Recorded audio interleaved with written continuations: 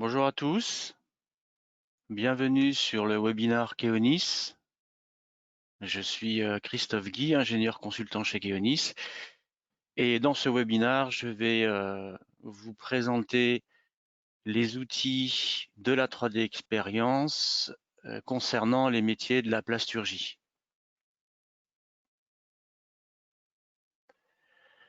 Keonis organise deux webinaires par mois, tous les mardis de 11h30 à 12h.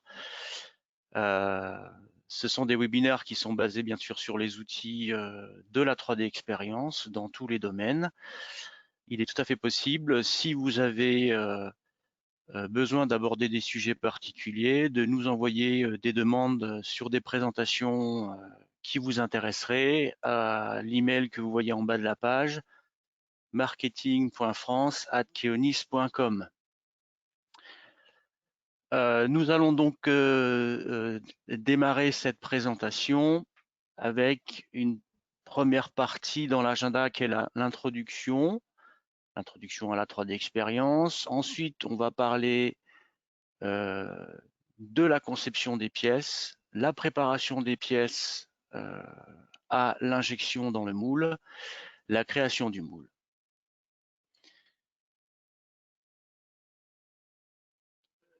Ce webinaire va être consacré aux outils de la 3D Experience. Donc, un petit rappel sur ce qu'est cette plateforme, qui est une plateforme avec un ensemble d'outils collaboratifs qui nous permettent d'échanger au travers de cette plateforme.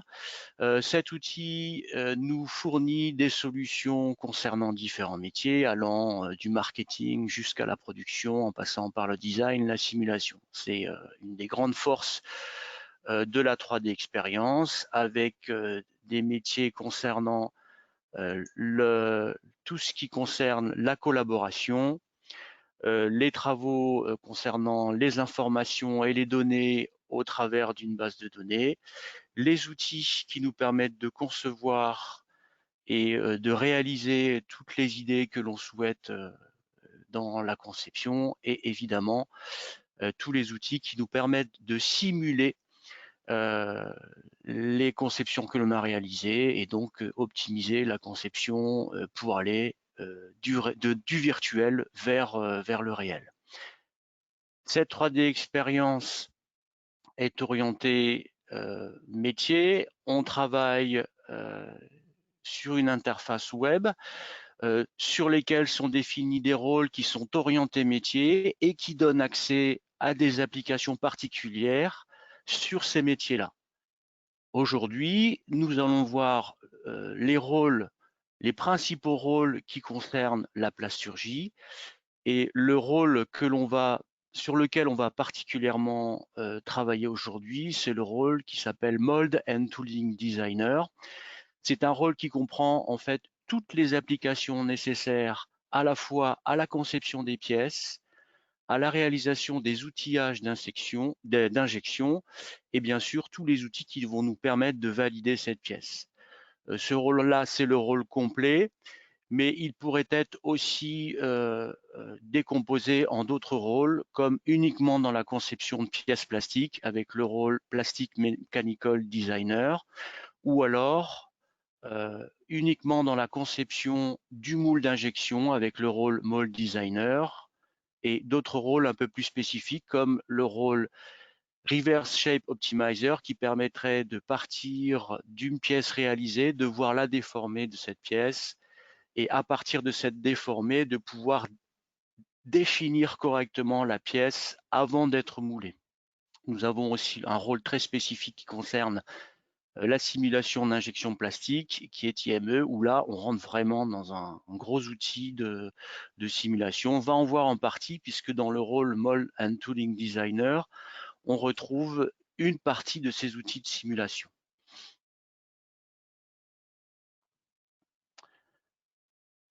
Le rôle Mold and Tooling Designer est un ensemble d'applications qui va nous permettre de passer de la conception de pièces à la conception des outillages qui nous permettent de faire l'injection de la pièce plastique. Dans ces applications, on va avoir tous les outils qui vont nous permettre d'automatiser des tâches. On va voir qu'il y a tout un tas d'outils qui facilitent, par exemple, la réalisation des plans de joints. On a tous les outils qui vont nous permettre de réutiliser le savoir de l'entreprise. On va avoir les outils de simulation d'injection de plastique et donc de vérifier que le choix des points d'injection est correct et qu'on remplit bien la pièce. Évidemment, comme on fait partie de la plateforme 3D Experience, on a tous les outils de collaboration et donc nous permettent de travailler avec différents services pour pouvoir collaborer sur un moule, sur une pièce. Et évidemment, tous ces outils vont nous permettre de réduire les temps de conception et bien entendu, dans le cas de modification, de remettre tout ça à jour, notamment je fais une modification de la pièce plastique, l'outillage d'injection plastique sera automatiquement mis à jour en fonction de ces modifications qui auront été réalisées sur la pièce plastique.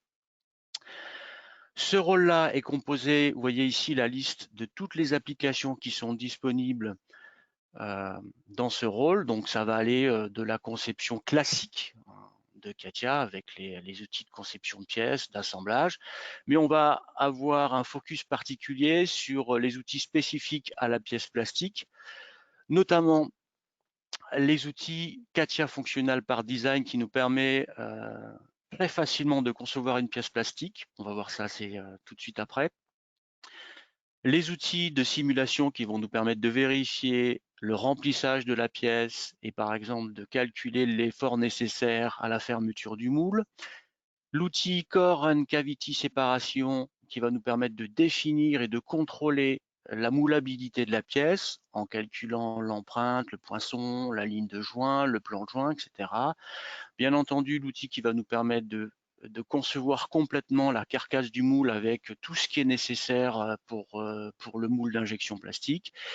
Et bien sûr, la mise en plan avec l'outil CATIA Drafting.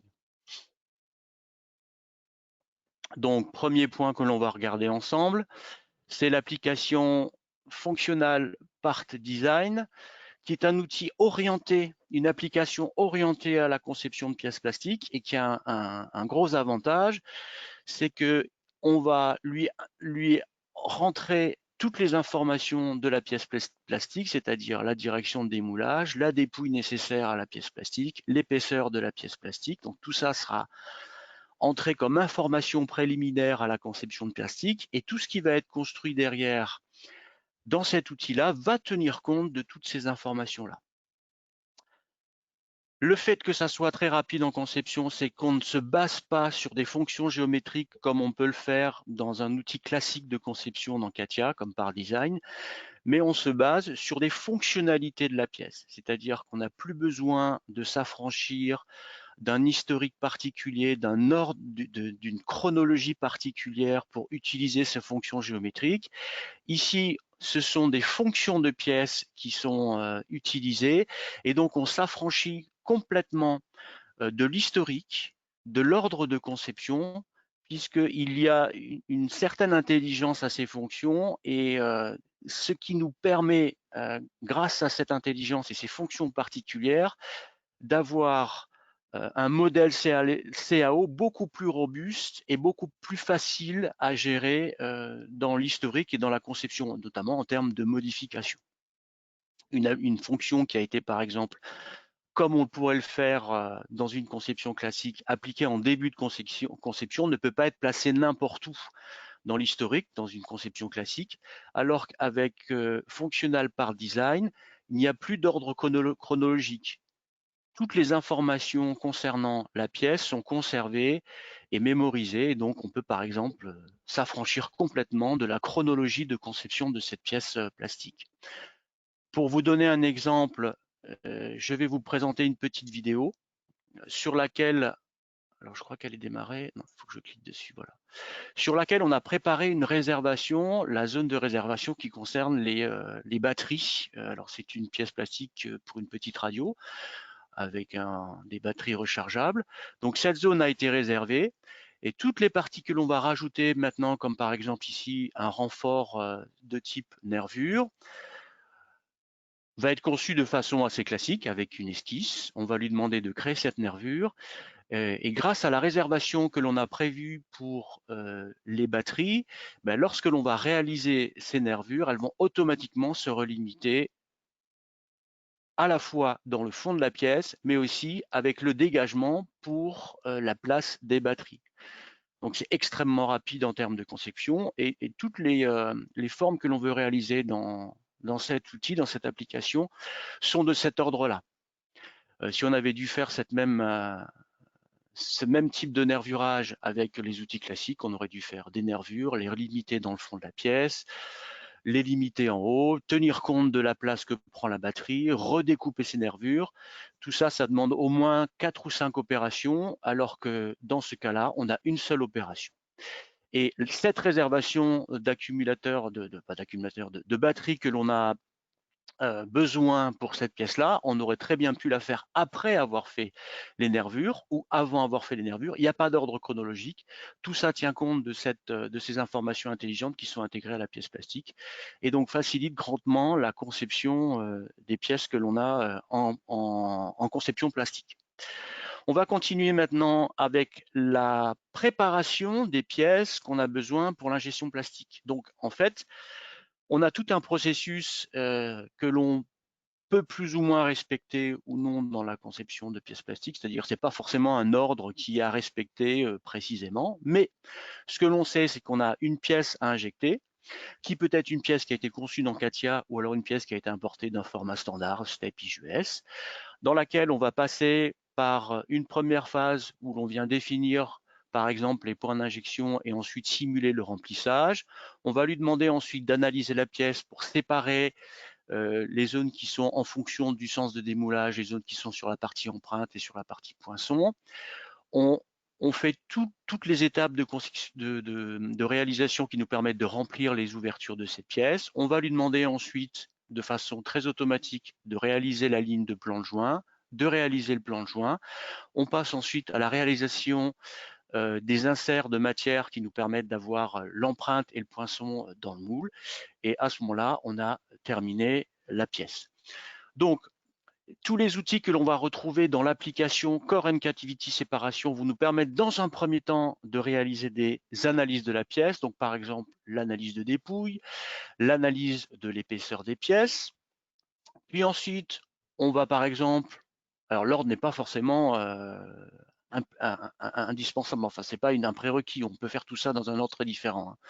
On va par exemple lui mettre en place un ou plusieurs points d'injection et vérifier, grâce à l'aide de ces points d'injection et l'application plastique part filling, que la pièce se remplit bien. Donc, une petite vidéo pour vous montrer. On a ici ajouté un point d'injection sur cette pièce. La simulation nous indique que la pièce ne se remplit pas. On voit bien ici qu'on a un problème de remplissage, puisqu'avec le refroidissement, la matière s'est refroidie avant le remplissage complet de la pièce. Donc on va resimuler cette pièce-là, cette injection avec 2 points d'injection pour avoir maintenant un résultat complet, ce qui nous indique avec cette petite simulation de voir comment la pièce a été remplie et en plus de ça nous indique, et ça peut être important dans certains cas de figure, de voir où se trouve la zone de soudure par rapport aux 2 points d'injection. Cette simulation nous permet aussi de calculer les efforts nécessaires et la pression que l'on a à l'intérieur de cette pièce-là lors de l'injection, et donc de calculer évidemment la presse d'injection plastique nécessaire au maintien des forces pour l'injection de la pièce plastique. Ensuite, le deuxième travail va être le travail de la préparation de la pièce pour définir tout ce qui concerne le plan, la ligne de plan de joint, le plan de joint et donc la réalisation des inserts pour le poinçon et l'empreinte qu'il y aura dans le moule. Donc encore une petite vidéo pour vous montrer rapidement comment ça se passe. Donc d'une simple application sur la pièce, il va détecter par rapport au sens de démoulage les différentes faces qui sont du côté empreinte ou du côté poinçon. Il va nous indiquer aussi les faces qui ne sont pas bien définies. Donc c'est à nous après avec les outils automatiques de lui définir quelles sont les parties que l'on veut sur le côté empreinte ou sur le côté poinçon. Voilà une autre façon de faire en cherchant les lignes de reflet sur la pièce pour définir exactement où va se trouver le plan de joint. Concernant les parties qui ne se démoulent pas dans le sens de démoulage, les parties qui vont être démoulées soit par des tiroirs, soit par des coulisseaux, on va lui indiquer le sens d'extraction de ce coulisseau ou de ce tiroir et lui donner les différentes surfaces qui vont être pris en compte par les tiroirs ou les coulisseaux, donc ça de façon assez automatique. Et à ce moment-là, alors je vais avancer un peu la vidéo pour qu'on voit le résultat. Voilà, on va retrouver à ce moment-là ici les différents coulisseaux de la pièce et la partie côté empreinte et la partie poinçon. Donc ça, on peut faire une petite animation pour vérifier la démoulabilité. Voilà, les poinçons et les coulisseaux, les tiroirs et les coulisseaux se dégagent. On ouvre le moule et la pièce est démoulée. On va se retrouver avec dans l'arborescence des parties spécifiques. Des branches spécifiques qui concernent à ce moment-là la partie empreinte. De façon automatique, on va lui demander de calculer la ligne de plan de joint et dans les cas de figure où il n'a pas réussi à la définir totalement automatiquement, on va l'aider avec des outils très automatiques qui vont nous permettre de définir par exemple les lignes de plan de joint par les lignes de réflexion sur la pièce directement pour définir à ce moment-là les lignes de plan de joint. Par exemple, ici, on va calculer une ligne de façon automatique qui se raccorde et les deux parties donc vont être séparées pour la définition de la ligne de plan de joint. Là aussi, je vais accélérer un petit peu la vidéo parce que les temps passent vite. Voilà, une autre façon de définir les lignes de plan de joint très rapidement. Une fois que cette ligne de plan de joint a été définie, on va pouvoir, là aussi, avec les outils automatiques, définir totalement le plan de joint. Alors, c'était des choses qui étaient réalisables avec les outils classiques de CATIA V5, avec les outils surfaciques classiques, mais quand même très laborieux. Là, ici, on va se retrouver avec des outils qui vont nous permettre très rapidement, voilà, l'outil de calcul de plan de joint. Il va se baser sur cette ligne de plan de joint et il va nous proposer un petit peu comme si on l'avait fait avec les outils surfaciques. Pour ceux qui connaissent, c'est une surface segment. Il va nous calculer de façon automatique toutes les lignes segments qui vont être nécessaires à la réalisation de la surface du plan de joint. Alors ces lignes-là, elles sont calculées automatiquement, mais on peut très bien les modifier, les rajouter, les réorienter pour faciliter le travail, rajouter les lignes qui manquent quand elles n'ont pas été définies correctement. Par exemple, ici, on en rajoute une. Si elle n'est pas bien orientée, eh bien, on va l'orienter correctement. D'autres lignes vont pouvoir être définies de façon à permettre et faciliter le calcul de la surface de plan de joint. Alors, je vais un petit peu avancer aussi la vidéo. Voilà, par exemple ici, on va rajouter une ligne de plan de joint, une ligne qui va nous permettre de calculer le passage du plan de joint. On peut les aligner de façon parallèle et le calcul du plan de joint va se faire en automatique. On va avoir la surface. Alors, si des fois il n'arrive pas à terminer entièrement et de façon automatique, on a tous les outils pour terminer le plan de joint et manipuler ce plan de joint pour, par exemple, le rendre plus facile à réaliser en réorientant, par exemple, les lignes segments qui nous permettent de simplifier le plan de joint et surtout de le simplifier pour la réalisation du plan de joint dans le moule.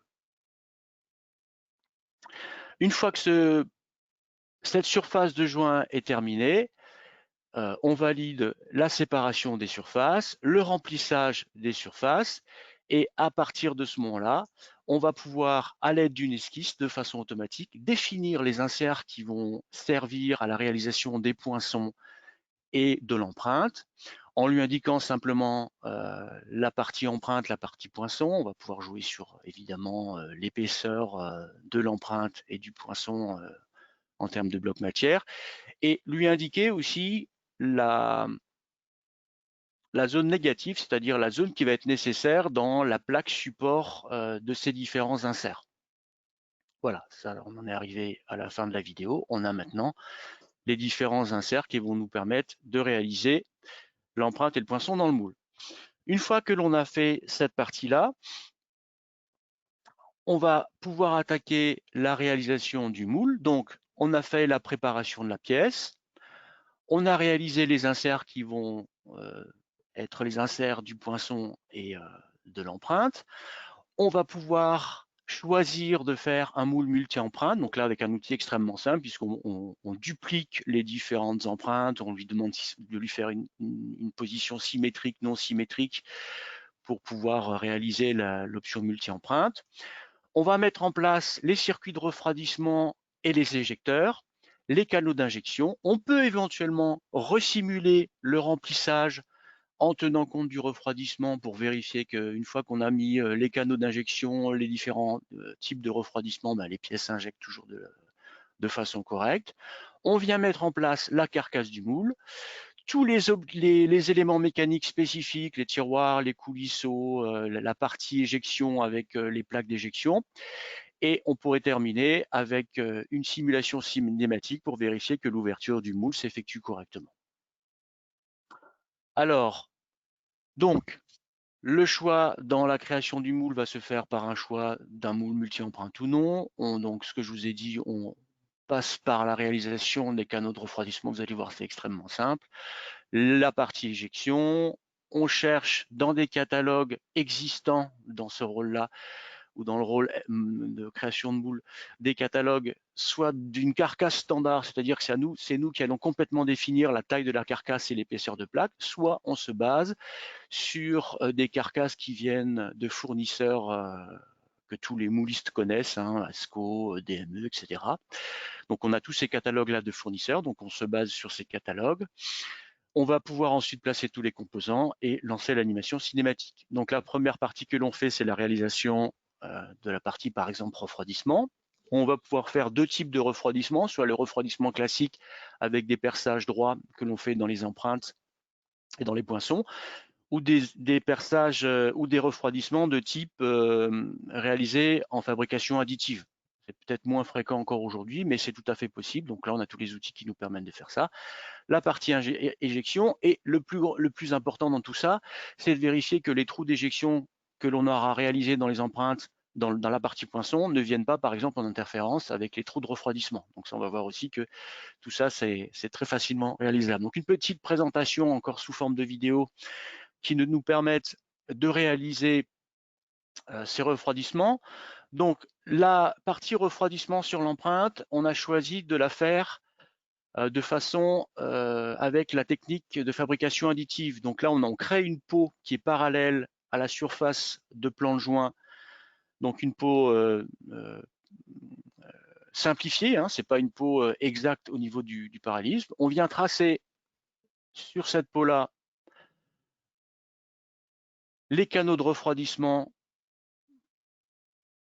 avec une simple esquisse. Alors l'intérêt de la fabrication additive, c'est que ça nous permet d'avoir une optimisation du circuit de refroidissement, puisque là on est au plus proche de l'empreinte, donc on optimise énormément la partie de refroidissement, même si c'est encore une technique qui n'est pas forcément très utilisée dans le monde de l'injection et de la création de moules. C'est quelque chose qui peut être très intéressant pour optimiser le refroidissement. Donc, c'est une conception assez simple. On a tracé une esquisse à plat, on vient de la projeter sur la surface parallèle à la surface du plan de joint, et on lui demande de réaliser à ce moment-là un circuit de refroidissement sur lequel on va lui donner des informations techniques, notamment la façon dont on va connecter ce refroidissement à la plaque qui va contenir l'insert de l'empreinte. Après, on peut éventuellement l'optimiser en changeant par exemple la forme de l'empreinte. Vous voyez, je choisis d'avoir une forme plus complexe, plutôt triangulaire plutôt que circulaire, qui là aussi peut optimiser le refroidissement. Donc j'avais avancé un petit peu aussi dans cette partie de refroidissement, voilà, et on a les canaux de refroidissement qui sont à ce moment-là réalisés dans l'empreinte. Pour la partie poinçon, on va faire une conception plus classique, où là, à partir d'une esquisse, pareil que l'on a tracée dans un plan, vous voyez, une simple esquisse très prismatique, on va lui indiquer que c'est cette esquisse qui va servir au refroidissement, on lui indique la taille des diamètres des trous de refroidissement, et lui, automatiquement, il va calculer la position des différents trous. Nous, on va simplement choisir le côté qui va être percé, Et à la fin de ces différents choix, on va voir à ce moment-là le circuit de refroidissement qui va être réalisé et optimisé, voilà, comme ceci, pour la partie poinçon. Une fois qu'on a cette partie refroidissement, on va pouvoir ajouter, là aussi, grâce à des esquisses ou des lignes que l'on aura placées, des buses de refroidissement positionnées sur le circuit de refroidissement que l'on a ici. Donc là, on se base sur des fonctions prédéfinies, elles existent, on n'a pas besoin de se casser la tête à les choisir. Elles vont automatiquement se raccorder au circuit de refroidissement. Donc là, je vais avancer un petit peu. Une fois qu'on a fait, voilà, on se base sur des fonctions qui sont existantes. Une fois que l'on a réalisé ces circuits et ces bus de refroidissement, on va pouvoir passer à la réalisation des éjecteurs. Donc là, les éjecteurs se basent sur des fonctions prédéfinies. On va choisir le type d'éjecteur. La forme de l'éjecteur est définie dans ce tableau. On va positionner ces éjecteurs en indiquant simplement des points de positionnement sur la partie poinçon. Donc là, on les positionne, on les optimise, on les positionne grâce à l'expérience que vous avez dans la conception des moules. Hein. Donc on en met un certain nombre. Je positionne des points dans mon esquisse. Alors évidemment, pour les positionner précisément, hein, là, ça a été fait un petit peu sans indiquer de dimensionnement particulier. On valide et il a automatiquement positionné les éjecteurs qui vont eux-mêmes être limités sur la limite de notre poinçon. À ce moment-là, on vient vérifier que ces fameux trous d'éjecteurs ne sont pas en interférence avec les refroidissements. Donc, il suffit de sélectionner le refroidissement et les éjecteurs. On va lancer une analyse d'interférence. Cette analyse d'interférence va être stockée dans un fichier particulier. Évidemment, il a détecté un clash. Hein, donc, alors, le clash, c'est un éjecteur qui vient passer au travers d'un circuit de refroidissement. Donc là, on va venir analyser cette interférence, alors soit par un fichier HTML. Une fois qu'on a analysé cette interférence, on va venir modifier la position de l'éjecteur qui est en interférence. Il suffit d'aller chercher le point dans l'esquisse, de le déplacer. Je vais accélérer un petit peu parce que je vois que je prends beaucoup de temps. Et une fois qu'on a déplacé cet éjecteur, on peut retourner dans la simulation d'interférence, relancer une mise à jour, et là on n'a plus de clash, pas d'interférence, donc on peut considérer qu'à ce moment-là, la position des éjecteurs par rapport au refroidissement est correcte. On passe ensuite à la réalisation du moule, on va rajouter la carcasse, mettre en place toute la partie et le système d'éjection et la mise en place des tiroirs. Donc la carcasse se base sur une carcasse, vous voyez qu'on a plusieurs fabricants. Donc là, on va prendre une carcasse ASCO. Le gros avantage, c'est que comme on se base sur une carcasse ASCO, elle est définie entièrement. Une fois qu'on a cette carcasse, qu'on a choisi la taille de la carcasse, on peut aller jouer sur les épaisseurs des plaques. Et là, c'est très intéressant parce qu'on se base sur des épaisseurs de plaques définies dans le catalogue ASCO. Donc, lorsque je modifie l'épaisseur, il va automatiquement s'orienter vers une carcasse, une plaque dont l'épaisseur existe dans le catalogue ASCO. Ici, les plaques d'éjection. Et voilà, je vais avancer. Donc voilà ici la définition du moule de façon extrêmement rapide. L'intérêt aussi, c'est que ce moule, il va tenir compte de toute la structure de la carcasse, c'est-à-dire les trous pour les colonnes de guidage, les trous pour les plaques d'éjection, etc., etc. Donc on va pouvoir mettre en place maintenant la partie éjection avec les plaques d'éjection. Donc je vais accélérer un petit peu. Voilà, on met en place les éjecteurs que l'on aura choisi aussi dans un catalogue. Alors on peut faire un filtre, voilà, je veux tous les éjecteurs qui font 8 mm, je choisis le type d'éjecteur, il les a automatiquement ajoutés et positionnés dans les plaques d'éjection. Ces éjecteurs vont automatiquement être relimités sur la forme de la pièce. Voilà, ils sont automatiquement relimités. Donc on a chaque éjecteur qui est parfaitement usiné sur la partie du poinçon. J'avance un petit peu. Voilà, alors on peut simuler très rapidement, vous voyez, la partie éjection de la pièce. Je vais encore avancer pour vous montrer maintenant l'ajout de mécanismes prédéfinis, notamment par exemple les tiroirs. Donc on va choisir dans le catalogue un mécanisme complet de tiroir. Voilà, je vais choisir la zone qui avait été prédéfinie quand on a prédéfini la pièce, la position du tiroir. Il va se mettre automatiquement en place par rapport à cette zone-là. On va simplement lui indiquer la forme qui avait été définie lors de la réalisation des différentes surfaces de joint, et le tiroir va automatiquement s'adapter à ce moment-là à la forme du plan de joint. Évidemment, toutes les ouvertures nécessaires pour la position de ce plan de joint sont réalisées automatiquement. Ici, on va rajouter le coulisseau pour la partie supérieure. Voilà, le mécanisme arrive, on le met en position au bon endroit, il va prendre la forme automatique du plan de joint. Et ce qui est très intéressant dans tout ça, c'est que tous les usinages nécessaires à la position, alors je vais revenir un petit peu en arrière, voilà, tous les usinages nécessaires à la position de ce plan de joint sont réalisés, de ce coulisseau sont réalisés dans l'arc-carcasse du moule. On voit maintenant ici la possibilité de jouer la simulation du moule et vérifier que les tiroirs se déplacent, que la pièce est éjectée. Voilà pour cette partie-là.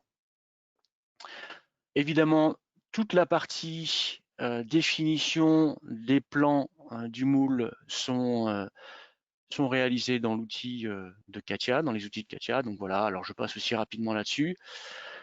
On réalise le plan de joint, on va avoir la possibilité de rajouter de façon automatique la nomenclature, le bulage qui va être réalisé de façon automatique sur toutes les parties qui sont nécessaires. Et une partie qui peut être assez intéressante, j'avance un peu, c'est sur les plaques et les inserts d'empreintes et de poinçons, on va avoir la possibilité de sortir un tableau complet sur les différents perçages et les types de perçages qui sont à réaliser dans l'empreinte et dans le poinçon, avec évidemment tous les détails qui sont nécessaires. Voilà. Donc, en conclusion, ce rôle que l'on appelle Mold and Tooling Designer va vous permettre de concevoir toutes les pièces plastiques, tout type de pièces plastiques et votre moule. Alors, j'en ai pas parlé, mais bien entendu, quand on conçoit une pièce et quand on a besoin d'utiliser cette pièce dans le moule, on va tenir compte du retrait de la matière. On va définir une pièce plus importante en termes de taille que la pièce à réaliser. On va pouvoir définir de façon très facile et de façon très automatique tout ce qui concerne le plan de joint, le poinçon et l'empreinte, la réalisation des canaux d'injection avec tout type d'injection, que ce soit une injection de type carotte ou alors une injection de type point d'injection fin, les circuits de refroidissement, la position des éjecteurs, la vérification de toutes les interférences qu'il pourrait y avoir entre éjecteur et refroidissement, la simulation qui nous permet de vérifier que la pièce est bien remplie et de calculer les forces de maintien, donc de pouvoir définir et donc de prévoir vos devis pour la réalisation des moules, donc de définir les presses nécessaires à l'injection et l'utilisation de ce moule, la réalisation des plans avec les nomenclatures et un outil dont je ne vous ai pas montré, mais un outil qui va nous permettre de réaliser toute la partie électrode pour la réalisation des empreintes et des poinçons sur les inserts. Donc voilà, c'est un outil qui est vraiment très facile à utiliser avec beaucoup d'automatisation. Il y a des choses qui sont très automatiques, mais chaque fois que c'est automatique, on n'a pas toujours un résultat complet. Et donc, on a tous les outils nécessaires pour terminer les conceptions qui ont été faites en automatique. On peut les terminer manuellement, comme on l'a vu sur les plans de joint, où des fois, il est nécessaire de faire des petites modifications manuelles. Ce sont des outils très simples à utiliser et très ergonomiques que l'on a dans ce rôle dans la 3D expérience de Dassault Systèmes.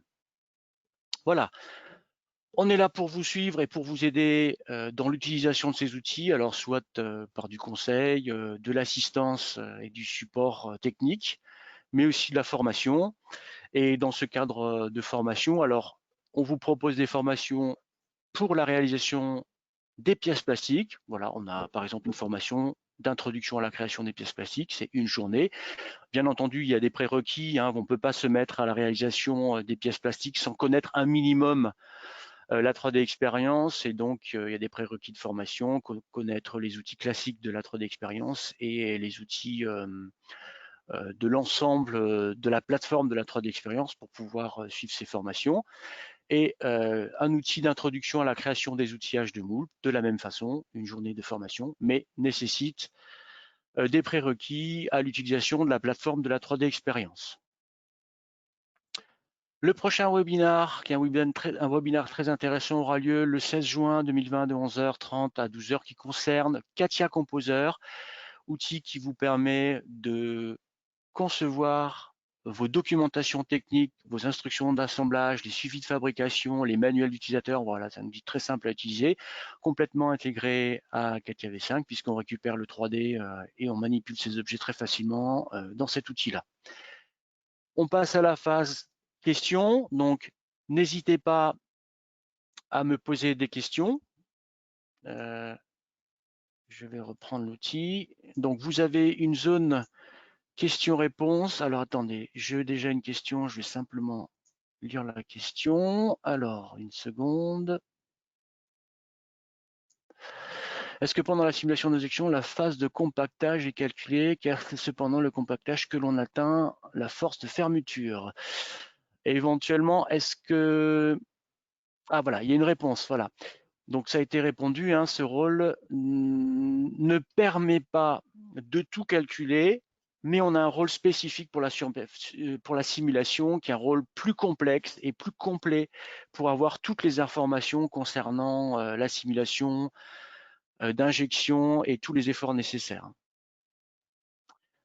Voilà, la formation, j'en ai parlé. Oui, tout à fait. Les moules V5 sont totalement on va utiliser le format 3D XML pour les importer dans la 3DX. Donc les moules qui ont été réalisés en V5 vont pouvoir être importés dans la 3D expérience. Simplement, on ne va pas avoir forcément toutes les interactions que l'on peut avoir automatiquement lorsque c'est réalisé complètement dans la 3D expérience.